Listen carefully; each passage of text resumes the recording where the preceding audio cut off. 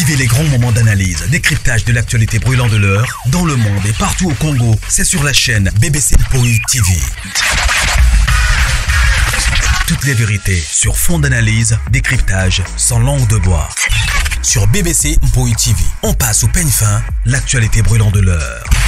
Nous sommes fiers d'être Congolais, nous sommes fiers d'être Africains. Construisons ensemble une bonne société pour nous et pour nos enfants. Tous à la fière, Yakozala Congolais. Tous à la fière, Yakozala Africain. Tous à la na Bomoko, Poto Tonga Mboka, Pona Biso, Nabana Nabiso. Voilà, salut, bonjour, bonsoir, bandeko, balandinyo soya BBC, Mpoi TV, bonjour, bonsoir. Il faut dépendre quand on a air beaucoup de vidéo, na biso na banda kuna bino, na poste téléviseur, pourquoi pas na ba téléphone et na ba laptop na bino, voilà. Les lotos les 22 avril, bandeko, avril et bandeko qui n'a aussi là 2024 vraiment. Hey! Nzambe, mama Gerta lobi, bozongisa Yesu, na mitema, voilà. Kota aimé partager, pourquoi pas qu'on s'abonner. Famille Libota, shalom, shalom. La Chine, on est ensemble. Le péché love. Boumila, Bozalazala, toujours. On est ensemble. Voilà, bandeko. Titre Nabiso Bomoni. Photo et miniature Nabiso Pe Bomoni. La grande famille Ezanga Wabino, BBC Mpoi TV. Je crois que non, vous allez bien. Nalobara toujours. La grâce de notre Dieu nous suffit. Voilà. Nzambe nanga pambola bino la grande famille. Merci na bandeko nyonso oyo bakomela nga, merci na ba o babengaka, vraiment merci ba o vraiment to partager bango na privé. Que mon Dieu vous bénisse. Ba maman belé balingate na pesa bango mbote na ba live, alors bango baza vraiment batu ya privé. Alors merci vraiment nzambe nanga pambola bino. Voilà. La grande famille, si vous avez besoin de contacter maman BBC, numéro na biso za toujours wana. You are welcome, Kobenga, Maman BBC. Peut-être pour nous sa conseil et ça toujours biso bien. Voilà. Slogan, quota, aimer, partager, pourquoi pas pour s'abonner. Voilà. Titre Nabiso Bomoni, photo et miniature Nabiso. Bandeko. Tomoni Awawa. Basali Nzambe, Pasteur Moïse, na Pasteur Mike. Ndeko Nabiso Maître. Nabiso Obino Moroboye, bien les caractères, la analyse un peu trop. Et voilà. Et là, salinga ke non a ça la analyse oyo na landa kiye mikolo azo sala ba sortie médiatique trop bazo yamba et ezaki plus pour na ba concert ango oyo ya ferré toze ya siko ba analyse toze la siko polémique ndeko leka likambango penze zwa ki batwa wa tozanga ki kopema sur les réseaux sociaux. Alors likambo ici la raté et sili alors to tourner page. Et le petit ninga ne na zolo ba kosala analyse oyo juste le moko etika kingai na ba combattant. Il est aza maître bisonyo soto yebie et en même temps ceux qui combattant. Concert soi-disant ezongi na poto to monaki ferabeti fali abetaki ba artiste mususu ba Félix Wazekwa ba artiste mususu ba musicien mususu pardon bango pe déjà ba si ba bouquet ba calendrier, ba date et bimi, ya ba concert na mikili. Alors bref, concert ezongi na poto. Voilà.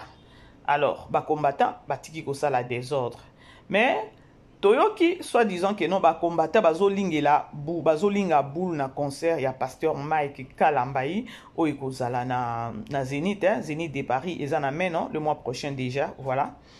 Batuni pourquoi alobi que non batuna que pourquoi bo sarenda donc ko sarenda bo mikiti ou encore bo ndimi concert ezonga na poto alobi non chaque chose a son temps et tout après ça qui ba raison na ye ya ndenge ba permettre concert ezala ya faire et tout et surtout concert à faire ezala qui bien ezaki na désordre té mbila ezala qui té basala qui comparaison na ya koloba ke non na concert a fali ezalaki vraiment mbila et tout kito côté mais ya ferré mbila ezalaki te mais ordre ezalaki alors tozoyeba ke non ya fali ezalaki na ba mbila ebele c'était soutenu ya ba combattant pour na ba désordre na bango malgré ça ba combattant bango moko déjà ba bane kondima ke non place ezalaki miné yango pe ba kokaki ko sa désordre te alors ba combattant pour na bango ba lobi ke non ba okyo telemina donc concert ya Pasteur Mike eza na 50-50 na poto pona nini soit disant que non ya pasteur Mike nde tokoki kotelemela yango suiteni ya comportement na bango soit disant basali ya nzambe bazoyokana te, basali ya nzambe baza na batiraillement, basali ya nzambe soit disant baza banani basentinelle ya nzambe comportement na bango ezo allow te encore ezo permettre te batika bango basala babeta concert encore abeta concert na mikili parce que baza ba exemplaire te. Alors BBC alobi non pourquoi pas na salela yango analyse ba combattant baza na raison to baza na raison te ya koloba ke non concert à pasteur Mike eza na risque ke non batelemela yango pona comportement na bango bazoyokana te. Lorsque tozo bazoyokana te biso nyonso toyebi toza sans ignorer ya koloba ke non pasteur Mike na pasteur Moïse courant elekaka te au pied mbwa aboyi. Ça fait mal hein? Franchement ça fait très mal. Vrai ou faux? Vrai ou faux? Sorry, appelle mon Kwekota qui voilà. Sorry, Benza Bandeko, beau aimer, beau partager. On est ensemble. Voilà. Ba combattant bazana raison, to bazana raison, te yakoloba que non, to côté les mila peut-être concert, ya pasteur Mike, parce que bango baza ba exemplaire, te na sens que non, bango baza ba sali en Zambie. Mais bazo kanate. C'est quoi le message? Na ba na Nzambi, tant que vous les serviteurs boyo kanarate. Question nangai, ou encore maman BBC a tourné question, ou encore nami tourné ngamoko. Ba combattant bazana raison to bazana raison te. Moi personnellement nako appuyer te que non ba telemi la concert tant que moi na Nzambe et ozala bien te mais point na bango o ya koloba ke non baza ba exemplaire te ya koloba ke non baza ba sali Nzambe. C'est quoi les messages ya koya ko telema zo yembela biso mais bazana ba tiraillement na ba sali Nzambe mususu bango na bango bazo yo kanate et tout là baza na raison totalement raison to kikoboya yango te bandeko. Et ça la passe to yebi collaboration encore to yebi dio ya pasteur Mike na pasteur Moïse ndenge ezalaki. Ce sont des amis o bango nyonso kutu pasteur Mike penda akolinde na Bethel lelo bayoka na raté likambo yango ngana lingana nga kokota penza te. Mais lorsque na sali analyse na nga ezaka ke non toza ba panzi sango toke nango mingi na conseil parce que nous voyons toke naka chaque jour na l'église na tikala koyoka te okomona te na semaine moko ou encore un mois ou encore une année pasteur atelema liboso na cher azanga kopesa ou encore azanga koloba eloko wana ya bolingo. Aimez-vous les uns les autres. Basali Nzambe bate ya kabiso kuna liboso na cher soit disant que non aimez-vous les uns les autres. Encore liloba Nzambe zoloba, il faut toujours savoir comment pardonner. Tant que tu es enfant de Dieu, il faut yeba kaka ko pardonner. Siko bino boyebisi biso pardonne asali o mabe limbisa ye mwana Nzambe limbisaka mais bino na niveau na bino bozo koka ko limbisa na te boko ko bongisa te. Ça fait mal hein. Bandiko, ça fait mal, hein? Ah oui, hein, ça fait mal. Nakobete la ba combattant nani maboko te ou bien nako appuyer bango te. Bango bazo sala banani ba pasteur Mike Lox kazo ki neko yemba na Zénith, c'est pour la gloire de Dieu ngana koluba. C'est pour la gloire de Dieu. Eza Eva ya Nzambe. Mais la personne sikoyo ya Mike Kalambai. O bango balobi ke no etamboli na bango eza mabe. Maître Chour, à ceux qui n'y comme qui n'engagent, ceux qui maître Ninyango, je crois, vous bien. Bayambakaye trop, et puis solo la très bien, na sepelaka na réflexion na ye. Franchement, na sepelaka na réflexion na ye, malgré que ça na batumsu ba sepelate, mais nga na zoka tan ya kolanda ya oyo, vraiment na sepelaka na réflexion na ye. Moi j'aime bien bato ba réfléchisaka. Et ça te bayambi na plateau, ba tunyo question ke nango na ba polémique moko bozo ke nango so inde non, ba poser question. Sa réponse na ndenge moko ya bien réflexion moko ya bien ndeko ayebite à comprendre. Alors vieux oyo maître na biso o nga na sepela na nga na réflexion na ye et voilà et ezo engagé ka ngai. Alors problème est ça que non alobi bien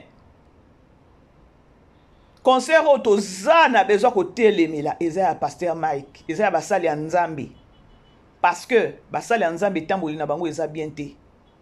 basali ya nzambe bango na bango bazoyokana te. Yango bandeko na lobaka tokendaka na ba église.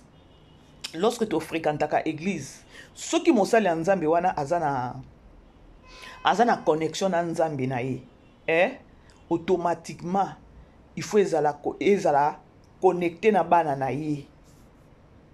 Siko soki yo ozoyebisa mutu ke non pardonne, mais yo ozokoka ko pardonner te. Oyebisi mutu pardonner ye asali yo mabe me limbisa ye, soit disant serviteur de Dieu. Afingi yo kozongisa kofinga ye te, kozongiseli en retour te mafinga. Tika ye limbisa ye. Oyina muninga na yo te, parce que nzamba linga babiloko wana te. Toyoka kango eza mama te ya moko o ezalaka déjà, ezalaka nango déjà o yebani ke non, il faut jamais kosalaka mutu mabe. Mais mokili bato mokili tosala na toujours ka mabe parce que totikali ka bato. La chair est faible. C'est que lorsque au téléma bandeko yango wana nga na lobaka kozala mosali ya nzambe soko oza na appel ya nzambe eza bien. So oza na appel ya nzambe te peut-être po oyebi koloba français, po oza mayele, po oyebi kosolola, po oyebi koloba yango peut-être il faut parce que basali ya nzambe ebele bakoma bapasser ka boye. Il sait parler, ayebi koloba français, azana souplicité moko boye soki ya ndenge nini ya kotelema liboso bato et puis koloba, est-ce que azana appel? Azana appel. Azana appel.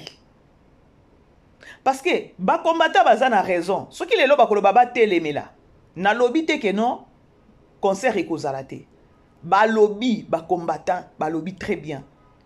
Concert oyo tozolo batoko telemela eza ya pasteur Mike na Zénith parce que ndenge baza wana baza bato moko baza ba exemplaire te.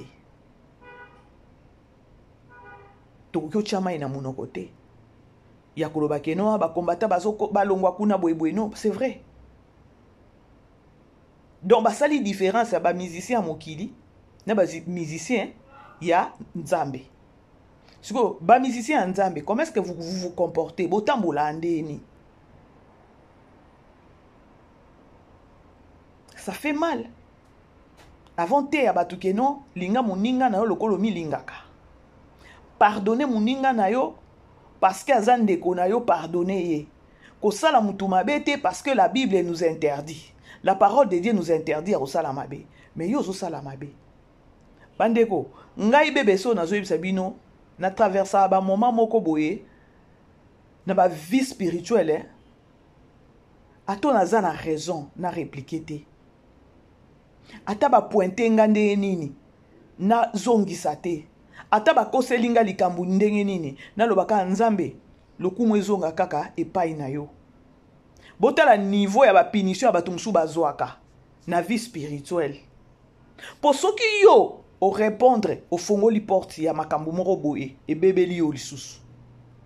Donc yo komaka zoba ba lobaka ba fingaka ba pointaka yo elobi ata sœur Enis na koma sujet ya licho mutu nyonso alingi aloba mabe pona ngai ba biloko na nyonso nzamba kalinga mutu bongwe mais so komi na niveau moko boye to mona totally relation à pasteur Mike na pasteur Moïse lelo bazo kanate eza fierté ya basali ya nzambe te. Nous devons dire ça. Eza peka ka bango te ba serviteur de Dieu ebele ba oyo kanate lelo tokoma komona ba serviteur de Dieu azo répondre muninga na ye serviteur de Dieu na chair. Muninga na ye na chair. Azo répondre muninga na ye na chair. O wana pe kuna balakisi bazweli ka video ndambu oyo muninga répondaki na chair, ye pe kaka na chair alobi. Bandeko eza. Yango na lobaka toujours nazangisa kolobela batute ke non. Bino batona boya kotelemela basali ya nzambe. Erreur eza ya bango te, erreur nde ezalaka ya biso, erreur ezalaka ya bino. Erreur ezalaka ya biso to ya bino po nini? Parce que tozo abango na premier degré to tchaka bango on dirait bango nde baleki ya nzambe. Bandeko na ko sesaka jamais na banalise nanga. Kozanga ko yebisa bato soki na olobela peut-être sur ba pasteur. Na kozangisa jamais koloba yango. juste pour nous ramener savoir à bateau. Un homme de Dieu, un serviteur de Dieu, soi-disant, azanzambete. Quand ndenge yo sumukaka ne bon yepa sumukaka. Tant to yaka siko ko loba tant ndenge ba combattant wana ba telemi bazolo ba eto ko telemela concert na parce que baza ya nzambe baza ba exemplaire te. Eza erreur ya ko loba keno bozwaka bango bochaka bango na niveau nini. Baza ba nzambe te. Baza juste ba représentant. Lorsqu'on dit représentant, c'est-à-dire que non, ozo représenter ka nzambe oza nzambe te, c'est-à-dire que non, o représenter nzambe mais oza na ba critère nyonso nzambe te. O représenter. Parce que c'est pas facile. Hein? Erreur na biso eza ke lorsque tozwaka basali ya nzambe wana tokomisi bango totie bango lokwa bakomi ba nzambe. Nde yango esara ke non, lelo toyaka komanka ka basali ya nzambe, pasteur wana, muibi, pasteur wana, na yamba nano appelle. Voilà la grande famille, sorry, vous aimez vous partager s'il vous plaît. M'appelle écoute à toujours, voilà. Alors, analyse d'un biso de bito zonga momuke. Ba combattant, balobi, bako bazan concert ya pasteur Mike, ils ont un risque. Il y a ba telemela yango, c'est-à-dire 50-50, soi-disant, baza basali nzambe baza exemplaire te. Alors, soki ba combattant, bako telemela yango, et kozala bien, basali nzambe, ba se reprocher, ba eba ninga kotambola. Et ça peut pas si bandeko. Lelo basali ya nzambe bakomi ko se chamaye na ba chair à partir à chair o ya répondre muninga o patindeli muninga akia telemi na caméra lobi a olandanga ayoka. Bandeko chose grave o nga nazo bisabino chose donc na olobela bino likambo eza vrai. Ranki na ba pasteur bakoma ko bwakela na chair. Nakozala pour te ba kombata basala. Ce que kosala mabongo et kozala bien ba changer. Et kozala bien ba changer basala ya nzambe.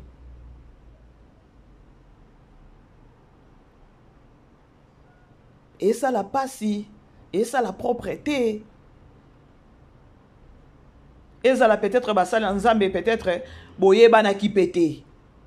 Kaka keno bilangango ndenge ezalaka Ope pasteur bopé sani bambote mais ezate ya oyo boyebani dès les bas âge boyebani bien boyebani pe ba famille bien mais boyo kanate likambo ngo eza nini oyo bino moko bozo zanga ko bongisa oyo ezo affecté pe bato lelo pona pasteur Mike na pasteur Moïse tina ngambo ya ba chroniqueur na ba chroniqueuse ngamba ba journaliste bakabwani oya komi na kana o ngana za ngambo pasteur Mike o za na ngambo pasteur Moïse na ba artiste comédien pe o za na ngambo pasteur Moïse o za na ngambo pasteur Mike ezo sala bien te et ça la propreté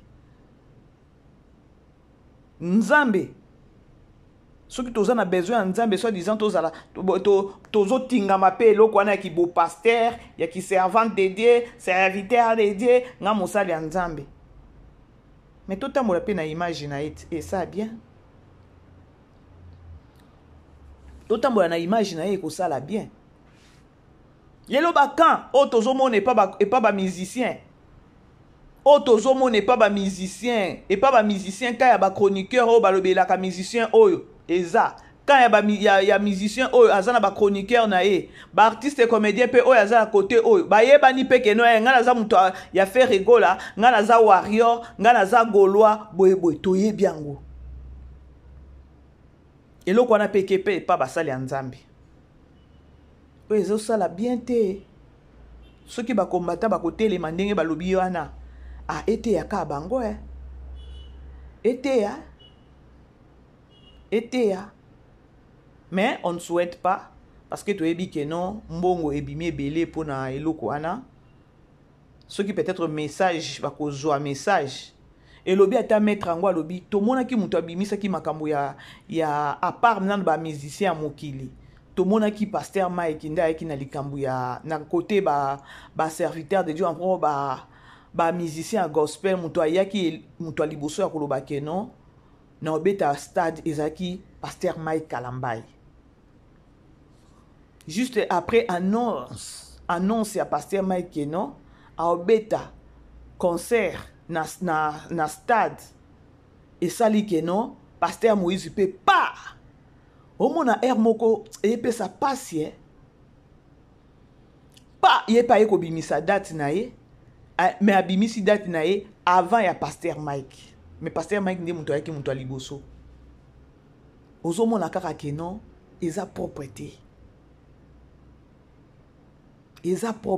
donc bino na bino bozo se soutenir te soki toyebi tokende nango na mangala penza ya mangala na biso peut-être toloba Keno esopaki pasteur Mike et pasteur Moïse il fallait azala na maîtrise yango nalobaka na baanalyse nanga chaque fois nalobaka omoni biso bakongolais plus ki motema mabe eleki plus toperdaka mpe présence ya korefléchir réflexion ezala normale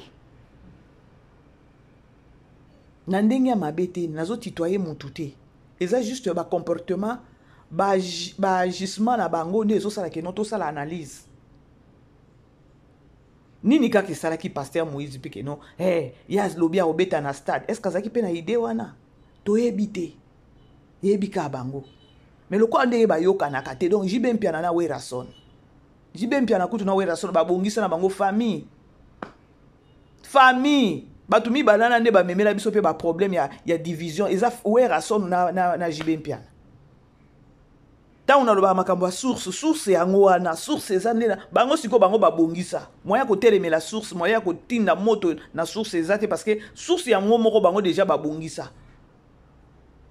siko bino komeske bozokoka kobongisa te et comme on dirait babwakaki ka virus moko boye virus wana ebandi okendeke tie mpo basali ya nzambe na kote basali ya nzambe toza na werason nani pasteur Mike na pasteur Moïse jibe mpiana na wera koto mpe tozomona fere na fali alors c'est dommage et ça vraiment propreté ce qui nga peut-être pe na place à pasteur Moïse peut-être na ngai na zilata après année prochaine ok ndeko nanga asasali nga pe année prochaine oye susu ko ocha date avant ya oya yaki ko publier au moins kaka ba ranking kitoko te ezokende propreté. Alors basali nzambe nous avons plus besoin de changer lorsque boté le marana ba cher boté biso sango malamu bobongola mitema bolinga na bino les pardons et c'est une puissance qui libère bino pe bozala nango et osala bien tant bolinga boté abatu bino moko bozala ba exemplaire tozo côté les menaka ba artiste comédien wa boza batu bozo éduquer masse mais bino moko boza ba exemplaire té c'est pareil avec vous les hommes de Dieu. Na touché bino na ndenge ya mabete ça juste analyse bo sunga peuple de Dieu bo sunga penza bo sunga lelo comme référence yoza mwana nzabe omona raté pasteur Mike na pasteur Moïse babe banat siko boye bo comme ba référence moko boye ya ndenge moko ya propreté. Alors bref c'était au moins ça na ebité soki na lobi mabe bandeko na fongoli na ngaka poké ya koloba Keno makambo eza na se eza Keno ba combattant bazo cibler déjà concert ya pasteur Mike soit disant Keno baza basali ya nzambe baza ba exemplaire te nga moko na mona batu mibale baobebana même église oyebisanga nini pasteur Mike na pasteur Moïse boye babebana esali nini mutu osala vie na ye bokomi siko ba référence à batu eza kitoko te mawa na nzambe. Voilà la grande famille. Tokutani prochainement. Bisous. Bye. Vivez les grands moments d'analyse, décryptage de l'actualité brûlante de l'heure, dans le monde et partout au Congo. C'est sur la chaîne BBC Mpoï TV. Toutes les vérités sur fond d'analyse, décryptage sans langue de bois. Sur BBC Mpoï TV, on passe au peigne fin l'actualité brûlante de l'heure. Nous sommes fiers d'être Congolais, nous sommes fiers d'être Africains. Construisons ensemble une bonne société pour nous et pour nos enfants. Tous à la fière, Yakozala Congolais, tous à la fière, Yakozala Africain, tous à la na Bomoko, Poto Tonga Mboka, Pona Biso, na Banda na Biso.